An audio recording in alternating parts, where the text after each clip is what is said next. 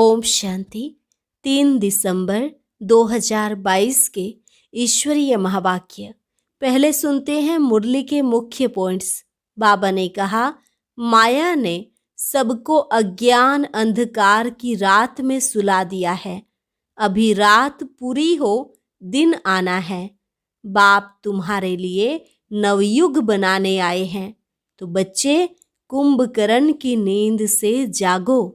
सारा मदार पढ़ाई पर है, लेकिन कई बच्चे ऐसे हैं जो एक कान से सुन दूसरे से निकाल देते हैं। जो अच्छा पढ़ेंगे वही उच्च पद पाएंगे। तुम बच्चों को शंख ध्वनि करनी है। रात दिन चिंतन चलता रहे, कैसे किसको समझाएं।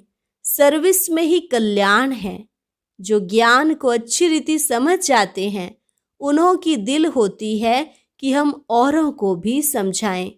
परंतु पहले जब योग में रहें, पावन बने, तब बात बने।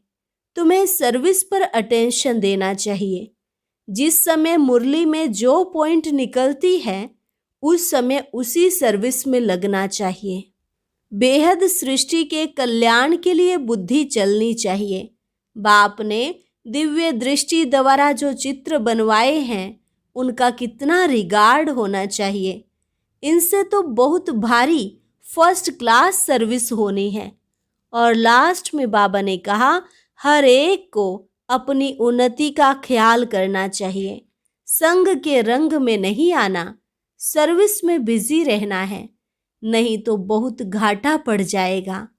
धन है और दान नहीं करते तो उनको मनहूस कहा जाता है। तुम्हें बहुतों को आप समान बनाने की सर्विस करनी है। और अब सुनते हैं महावाक्यों को विस्तार से। मुरली का सार। मीठे बच्चे, अब कलयुग की रात पूरी हो रही है। नवयुग बनाने बाप आया है, इसलिए तुम जागो। बाप की याद से अपने विकर्म विनाश करो। प्रश्न, जिन बच्चों की बुद्धि सतो प्रधान बनती जाती है, उनकी निशानी क्या होगी? उत्तर, उन्हें दूसरों को आप समान बनाने के ख्याल आते रहेंगे। वह अपना और दूसरों का कल्याण करने की युक्तियां रचते रहेंगे। दिन रात सर्विस में लगे रहेंगे। दूसरा प्रश्न, तुम बच्चों को बड़े ते बड़ी कौन सी कारोबार मिली हुई है? उत्तर, सारी दुनिया को बाप का परिचय देने की कारोबार बहुत बड़ी है। कोई भी आत्मा बाप के परिचय बिना रह ना जाए। रात दिन चिंतन चलता रहे कि कैसे किसको समझाएं। शंख ध्वनि करें। गीत, जाग सजनिया जाग, नवयुग आया रे। ओम शांति। यह किसने जगाया? सजनी कहने वाला कौन है? बच्चे जो समझते हैं कि बेहद का बाप एक ही है, जिसका असली नाम शिव है। बाकी जो अनेक नाम रखे हैं, वह सब हैं भक्ति मार्ग के। राइट नाम एक ही शिव है। जयंती भी मनाते हैं, वह हो गई परमात्म जयंती। गाते भी हैं निराकार शिव जयंती। आत्मा को जब शरीर मिलता है, तब उस शरीर का नाम पड़ता है, और शिव तो आत्मा का ही नाम है। उसको कहा जाता है सुप्रीम सोल। सोल का नाम क्या है? नाम गाया हुआ है शिव। गाया भी जाता है शिव जयंती। आत्मा की जयंती नहीं कहेंगे। गीता का भगवान तो शिव निराकार है। श्री कृष्ण शरीर का नाम है, देहधारी है ना। यह तो शिव बाबा ही आकर सजनियों को जगाते हैं और अपनी पहचान भी देते हैं कि मैं आया हूँ नई दुनिया बनाने। अब मामेकम याद करो। माया पर जीत पानी है। बाबा को कहते भी हैं पतित पावन। देवता जो पावन थे, अभी पतित बने हैं। इसलिए सभी पुकारते हैं कि हे पतित पावन, आओ आकर हमें लिबरेट करो। किससे? माया रावण से अथवा शैतान से। मनुष्यों को यह समझ में नहीं आता है कि अभी चलना है। नव युग सतयुग अब आया कि आया। गीत में भी कहते हैं नव युग, वह है पवित्र दुनिया। बाप आते ही हैं पतित से पावन बनाने के लिए। नई दुनिया को नया युग अथवा सतयुग कहा जाता है। यह है कलयुग, पुरानी दुनिया। कुंभकर्ण की नींद में सब सोए हुए हैं, उनको आकर जगाते हैं। माया ने अज्ञान अंधकार की रात में सबको सुला दिया है। अब बाप कहते हैं, बच्चे कुंभकर्ण की नींद से जागो। अभी इस पुरानी दुनिया का अंत है, मौत सामने खड़ा हुआ है। अब रात पूरी होती है, दिन आना है, इसलिए तुम जागो। तुम समझते हो बाबा आया हुआ है। हम भी घोर अंधियारे में सोए पड़े थे, अब बाबा आया है रात को दिन बनाने। बाबा कहते हैं, मैं तुम्हारे लिए दिन अर्थात नवयुग बनाने आया हूँ। अब मुझे याद करो तो तुम्हारे विकर्म विनाश होंगे, क्योंकि इस समय सब पतित हैं। सब कहते हैं हमको इस रावण से लिबरेट करो। यह कोई समझते नहीं है कि शैतान का राज्य कब से शुरू होता है। बाप आकर रावण के चंबे से छुड़ाते हैं। कैसे? यह तो बाप ही जब आए तब आकर सुनाए, तब फिर अनुभव से हम किसको समझा सकें। सबको नीचे उतरते उतरते पतित बनना ही है। मुझ पतित पावन को आना ही है संगम पर। दुनिया के मनुष्य तो घोर अंधियारे में हैं। समझते हैं कलयुग की आयु लाखों वर्ष पड़ी है, क्योंकि शास्त्रों में उल्टा लिख दिया है। अब दैवी युग की स्थापना होनी है। दोजक को बहिष्ठ बनाने वाला बाप ही है। बाप कोई दोजक थोड़े ही रचेंगे। बच्चों को अब यह पक्का निश्चय है कि बाबा हमको पढ़ाते हैं, बहुत समय से पढ़ाते रहते हैं। अब त्रिमूर्ति शिव जयंती आने वाली है। लिखना है शिव जयंती सो गीता जयंती। श्री कृष्ण जयंती जब मनाते हैं तब गीता जयंती नहीं मनाते हैं। श्री कृष्ण तो छोटा बच्चा है, जब वह बड़ा हो तब गीता सुनाए। त्रिमूर्ति शिव जयंती माना ही गीता जयंती। यह बहुत समझने की बातें हैं। वो लोग गीता जयंती को अलग कर देते हैं, क्योंकि समझते हैं श्री कृष्ण तो छोटा बच्चा है, वह जन्मते ही गीता कैसे सुनाएगा। तुम बच्चों को ही बाप बैठ राजयोग सिखला रहे हैं। यह भी गाया हुआ है, सेकंड में जीवन मुक्ति। बैरिस्टर के स्कूल में बैठा बैरिस्ट्री पढ़ने लग पड़ते। उसमें एम ऑब्जेक्ट है, मैं बैरिस्टर बनूंगा। बाकी उसमें उच्च पद पाना, यह फिर पढ़ाई पर मदार है। कोई फिर अच्छा पढ़ते हैं तो उच्च पद पाते हैं, नहीं पढ़ते हैं तो पद भी कम। सारा मदार है पढ़ाई पर। तुम यहाँ मनुष्य से देवता बनने आए हो, परंतु देवताओं में भी नंबरवार मर्तबे हैं। कोई फर्स्ट क्लास, कोई सेकंड क्लास, कोई थर्ड क्लास। ये सब गुप्त बातें हैं, कोई की बुद्धि में आ नहीं सकती। कैसे हम अपना राज्य स्थापन कर रहे हैं। महाभारत लड़ाई भी लगने वाली है, परंतु पांडव संप्रदाय तो लड़ते नहीं। असुर और कौरव संप्रदाय आपस में लड़ झगड़ कर खत्म हो जाते हैं। तो अब तुम बच्चों को पुरुषार्थ करना है, समझाना भी है। बाबा समय प्रति समय डायरेक्शन देते रहते हैं। निराकार परम पिता परमात्मा राजयोग कैसे सिखलाएंगे। जरूर शरीर में आएंगे। बाप श्रीमत दे रहे हैं, बच्चे तुमको याद की यात्रा पर रहना है। मुझे याद करो। यह है योग अग्नि, जिससे विकर्म विनाश होंगे। दिन प्रतिदिन तुमको अच्छी अच्छी पॉइंट्स मिलती रहती हैं। पतित पावन की पॉइंट भी अच्छी है। पतित पावन बाप को बुलाते भी हैं, फिर गंगा में जाकर स्नान करते हैं। तुम लिख भी सकते हो बड़े बड़े अक्षरों में कि पतित पावन तो परम पिता परमात्मा को कहा जाता है। ज्ञान का सागर भी वही है। सारी दुनिया को पावन बनाते हैं।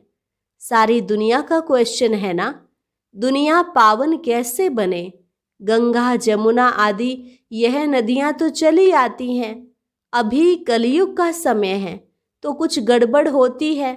सतयुग में फिर सब नदियां अपने ठिकाने पर आ जाएंगी, परंतु इनसे पावन तो कोई बनते नहीं। बहुत क्लियर करके समझाना है, पर्चे भी बांटने हैं, वह भी आदमी आदमी देखकर देना है। मुख्य 2-3 पॉइंट्स जरूर समझाने हैं। वास्तव में इस समय सब पतित विकारी हैं, सबकी उतरती कला है। गुरु नानक ने भी कहा कि मूत पलिथी कपड़ धोए। भारत को श्रेष्ठाचारी तो बनना ही है, इसको भ्रष्टाचारी कहेंगे। श्रेष्ठाचारी सिर्फ देवताएं हैं। इस समय और कोई बन ना सके, क्योंकि माया का राज्य है ना। हाँ, बाकी भक्ति का सुख मिलता है। यहाँ रचना भी कोई योग बल से नहीं होती है, विकार से पैदाइश होती है। पहले थोड़े होते हैं, फिर वृद्धि होने से आपस में लड़ते हैं। हर एक को पहले सुख फिर दुख देखना है। यह मनुष्यों की बात है। सतयुग में मनुष्य सुखी हैं तो जानवर आदि भी सुखी रहते हैं।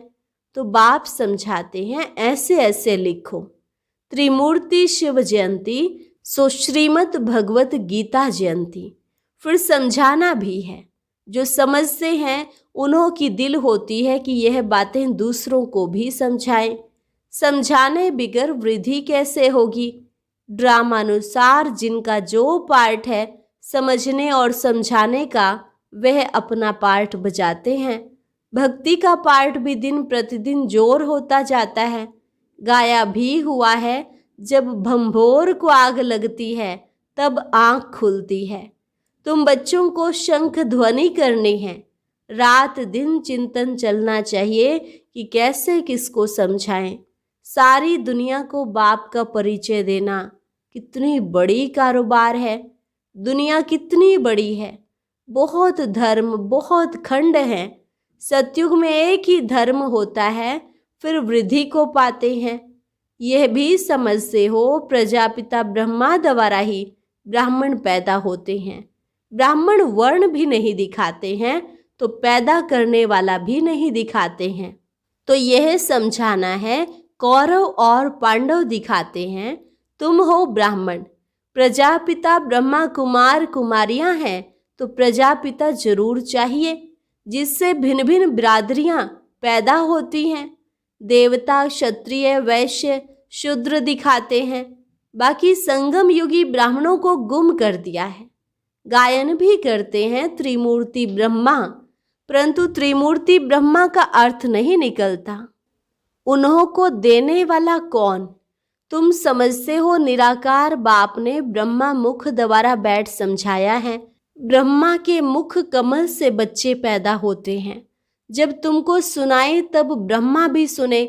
तुम ना होते तो शिव बाबा क्या करते? एक को तो नहीं सुनाया जाता है। शास्त्रों में एक अर्जुन का नाम लिख दिया है, तो जिस समय जो पॉइंट निकलती हैं उस समय उसी सर्विस में लगना चाहिए।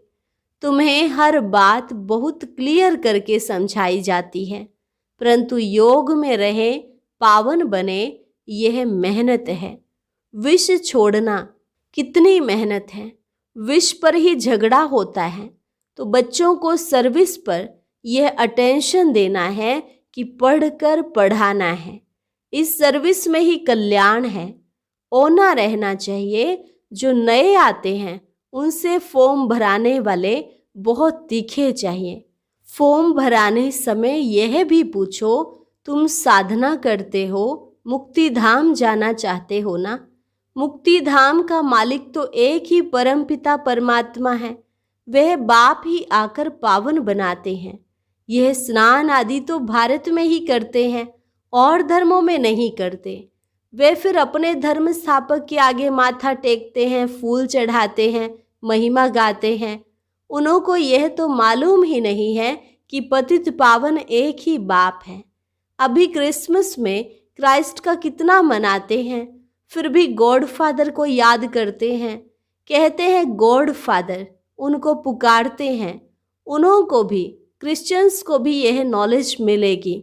बाबा तो कहते रहते हैं कि चित्र बनाओ तो विलायत में भी भेज दें। बेहद सृष्टि के कल्याण के लिए बुद्धि चलनी चाहिए। बाबा की बुद्धि चलती रहती है।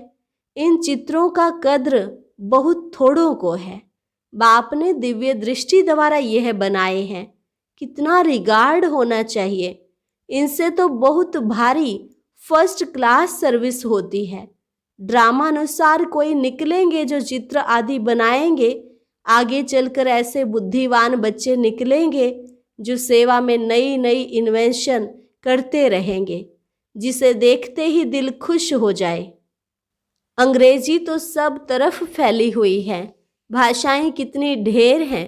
सब देशों में अंग्रेजी वाले जरूर होंगे, इसलिए बाबा भी अंग्रेजी और हिंदी को उठाते हैं। आखिर इन सब भाषाओं में निकलेगा। किसको भी समझाना है बहुत सहज, परंतु देखा जाता है किसकी बुद्धि में नहीं बैठता है तो वह क्या काम करेंगे। धन है और दान नहीं करते हैं तो उनको मनहूस कहा जाता है। एक कान से सुनते हैं, दूसरे से निकाल देते हैं। हर एक को अपनी उन्नति का ख्याल जरूर होना चाहिए। संग के रंग में नहीं आना है, सर्विस में बिजी रहना है, नहीं तो बड़ा भारी घाटा पड़ जाएगा। अपनी उन्नति के लिए कोशिश जरूर करना चाहिए। बाबा, मैं जाकर बहुतों को आप समान बनाने की सेवा करती हूँ, ऐसे ऐसे ख्याल आने चाहिए। उनको कहा जाता है सतो प्रधान बुद्धि।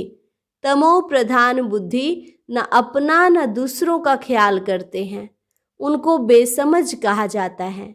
सतो प्रधान बुद्धि समझदार हैं। हिसाब किताब भी कोई कोई का बहुत कड़ा रहता है, समझते हुए भी फंसे हुए हैं। इस समय तो रात दिन सर्विस में लगा रहना चाहिए। खुद की ही कमाई है।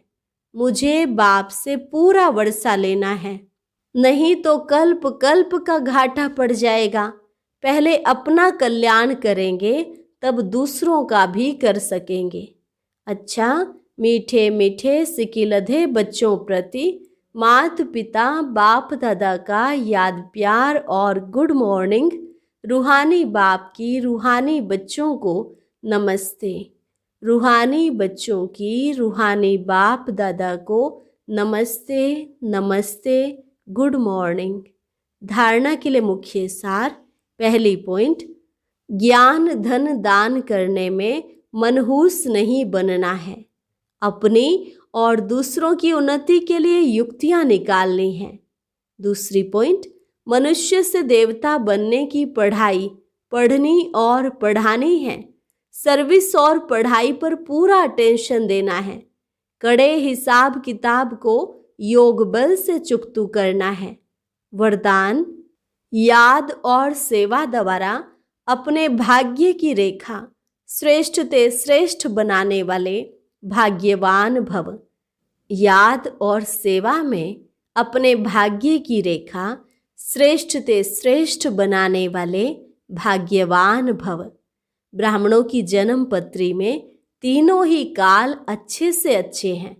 जो हुआ वह भी अच्छा, और जो हो रहा है वो और अच्छा, और जो होने वाला है वह बहुत बहुत अच्छा। सभी के मस्तक पर श्रेष्ठ तकदीर की लकीर खींची हुई है। सिर्फ याद और सेवा में सदा बिजी रहो। यह दोनों ऐसे नेचुरल हो जैसे शरीर में श्वास नेचुरल है। भाग्य विधाता बाप ने याद और सेवा की यह विधि ऐसी दी है जिससे जो जितना चाहे उतना अपना श्रेष्ठ भाग्य बना सकते हैं। स्लोगन, संतुष्टता की सीट पर बैठकर परिस्थितियों का खेल देखना ही संतुष्ट मणि बनना है। संतुष्टता की सीट पर बैठकर परिस्थितियों का खेल देखना ही संतुष्ट मणि बनना है। अच्छा, और अब सुनते हैं आज का अव्यक्त ज्ञान मोती।